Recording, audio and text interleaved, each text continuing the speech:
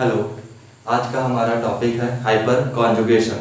ये general organic chemistry का बहुत ही इम्पोर्टेंट टॉपिक है। इससे रिलेटेड क्वेश्चन हमेशा पूछा जाता है JEE IIT नीट में।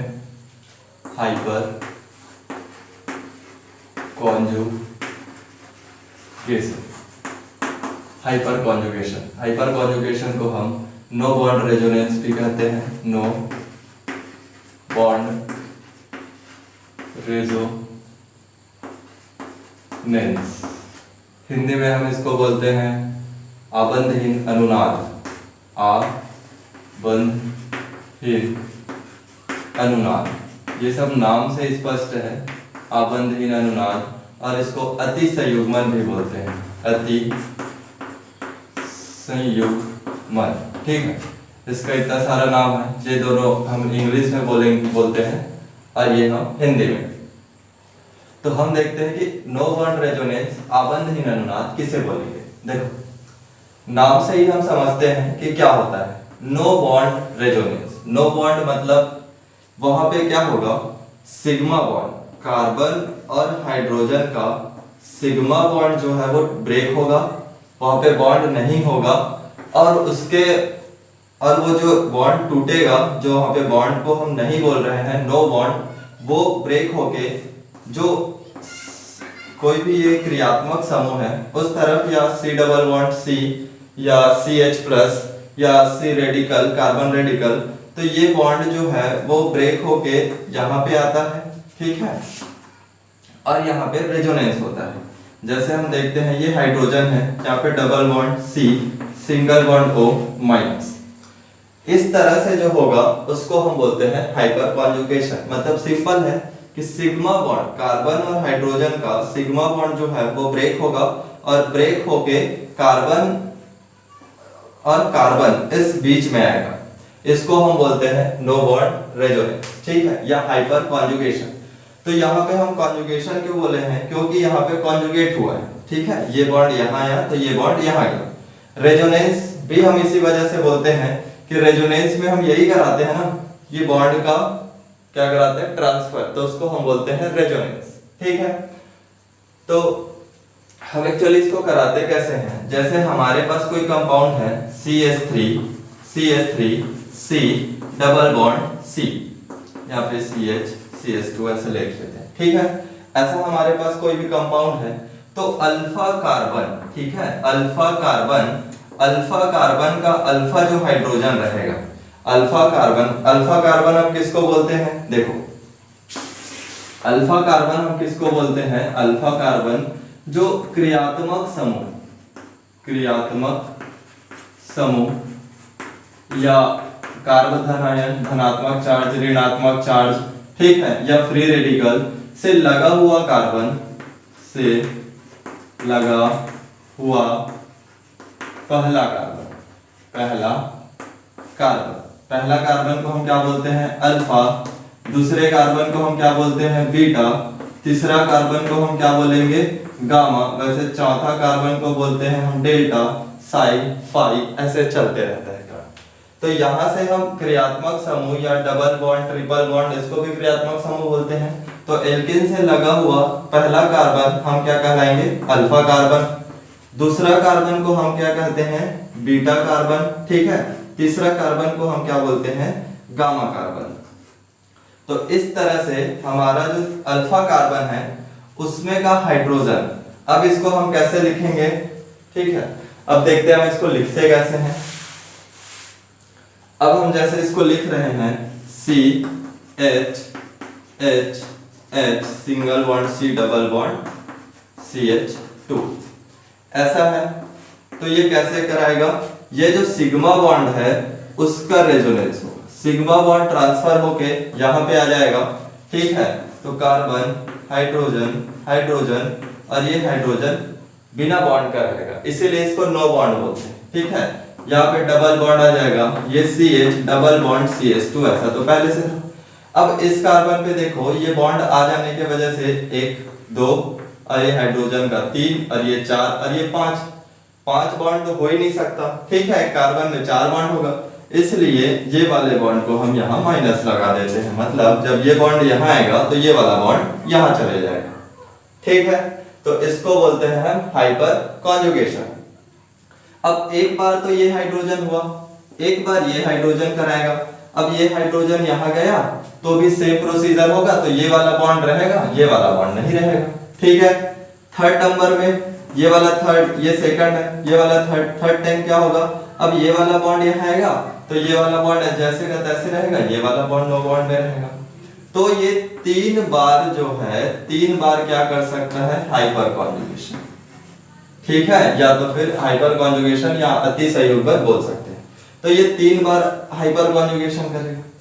तो अब इसको काउंट क्यों कर रहे हैं कि वो 3 बार करेगा, 4 बार करेगा, 2 बार करेगा, तो इसका मतलब ये है कि जितना बार वो हाइपर कॉन्जुगेशन कर सकता है, ठीक है, जितना ज्यादा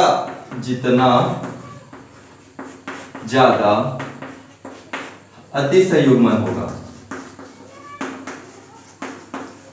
ठीक है, अति संयुग्मन होगा वो उतना स्टेबल होगा, वो उतना स्थायी,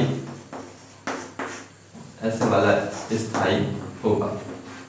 ठीक है, जैसे ये 3 बार किया और मान लो कोई कंपाउंड 2 बार करता है, तो सबसे ज्यादा स्टेबल क्या होगा, जो 3 बार हाइपर कॉन्जुगेशन करता है। ठीक है, बहुत ही आसान है अति संयुग्मन समझना। ठीक है, नेक्स्ट देखते हैं, नेक्स्ट एग्जांपल। ठीक, नेक्स्ट एग्जांपल ये होगा, जैसे हमारे पास CH2 CH या ऐसे कर लेते हैं CH3 CH2 प्लस। अब ये कार्बन में प्लस चार्ज कैसे आया होगा, देखो जो कार्बन है उसमें हमारे पास लगा रहता है 4 हाइड्रोजन। ठीक है, मान लो अब यहाँ पे लगा है एक हाइड्रोजन की जगह क्लोरीन, तो क्लोरीन अधिक विद्युत ऋणात्मकता होने की वजह से ये दोनों इलेक्ट्रॉन को लेके चला जाएगा, तो दोनों इलेक्ट्रॉन लेके जाएगा तो CH3 क्या हो जाएगा, पॉजिटिव चार्ज, और क्लोरीन क्या हो जाएगा, नेगेटिव चार्ज। जो इलेक्ट्रॉन देता है वो पॉजिटिव चार्ज, जो इलेक्ट्रॉन लेता है वो नेगेटिव चार्ज। तो वो यहाँ पे वही हुआ। तो ये जो कार्ब धन आयन है उसमें क्या होगा, हाइपर कॉन्जुगेशन। अब हाइपर कॉन्जुगेशन कैसे होगा, ये जो कार्बन में 3 हाइड्रोजन लगा हुआ है ये अल्फा कार्बन है। ठीक है, ये अल्फा कार्बन है, तो इस अल्फा कार्बन से हमारा क्या होगा, एक हाइड्रोजन पहले इसमें हाइपर कॉन्जुगेशन करेगा, तो ये हो कैसे जाएगा, HC, ये हाइड्रोजन बिना बॉन्ड का रहेगा, इसी को नो बॉन्ड बोल रहे हैं या आबंधहीन, और यहाँ पे डबल बॉन्ड CH2। अब यहाँ से ये पॉजिटिव चार्ज हटेगा तो स्टेबल होगा। पॉजिटिव चार्ज हटा कैसे, क्योंकि पहले इसमें 1 बॉन्ड और ये 2 3 हो रहा था, अभी यहाँ पे 1 2 और ये 2 4 बॉन्ड हो गया, तो ये स्टेबल हो जाएगा। इसी तरह से इसके पास 3 हाइड्रोजन है स्टेबल कराने के लिए। ठीक है, इसके पास 3 अल्फा हाइड्रोजन है स्टेबल कराने के लिए। अब मान लो हमारे पास कोई ऐसा कंपाउंड है, ठीक है, अब हमारे पास कोई ऐसा कंपाउंड है जिसमें CH2 CH3 CH2 positive charge. अब इसमें देखते हैं, ये तो अल्फा कार्बन है और ये बीटा कार्बन है, क्योंकि हम जानते हैं कि क्या, अल्फा कार्बन ही अति संयुग्मन में पार्टिसिपेट करता है। ठीक है, अल्फा कार्बन ही अति संयुग्मन में पार्टिसिपेट करता है, तो बीटा कार्बन तो नहीं करेगा, तो बचा अल्फा कार्बन। तो अल्फा कार्बन में कितना हाइड्रोजन है, 2। ठीक है, तो 2 बार ये अति संयुग्मन हो पाएगा। ठीक है, तो ये जो कंपाउंड है वो 2 बार अति संयुग्मन करेगा, ये कंपाउंड है वो 3 बार अति संयुग्मन करेगा, तो स्वाभाविक है जो 3 बार करेगा वो ज्यादा स्टेबल होगा। ठीक है, तो हम इस तरह से हाइपर कॉन्जुगेशन को समझ सकते हैं। ये सबसे ज्यादा पूछा जाता है हमको बेंजीन में। बेंजीन के लिए समझना बहुत ही अनिवार्य है कि बेंजीन में हाइपर कॉन्जुगेशन कैसे होगा। तो मान लो हमारे पास ऐसा कोई कंपाउंड है जिसमें CH2 और पॉजिटिव चार्ज है, और ये हमारा CH3 है। ठीक है, अब इसमें अति संयुग्मन कैसे होगा, तो इसमें अति संयुग्मन ऐसा होगा कि ये जो 3 हाइड्रोजन है ठीक है, ये जो 3 हाइड्रोजन है वो ये यहां जाएगा, ये यहां जाएगा, ठीक। या इसको हम ऐसे कर लेते हैं, यहां नहीं, चलो हम बना के दिखाते हैं। ये वाला यहां जाएगा, ठीक है। देखो ये C है, ये यहां गया, ये नो बॉन्ड रहा, ये एक H, ये एक H। जो यहाँ पे है वो कहाँ जाएगा, यहाँ पे, ये यहाँ आया, ये कहाँ जाएगा, यहाँ पे, ये डबल बॉन्ड आया CH2, ठीक है, पॉजिटिव चार्ज हट जाएगा। तो ये हुआ क्या, स्टेबल, ठीक है। तो वैसे ये 3 बार रेजोनेंस दिखा सकता है।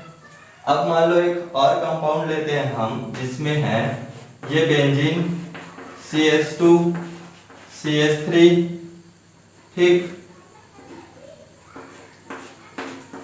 और ये CH2 प्लस चार्ज। इसमें क्या होगा, इसमें तो सिर्फ 2 बार हो पाएगा क्योंकि इसमें 2 हाइड्रोजन है।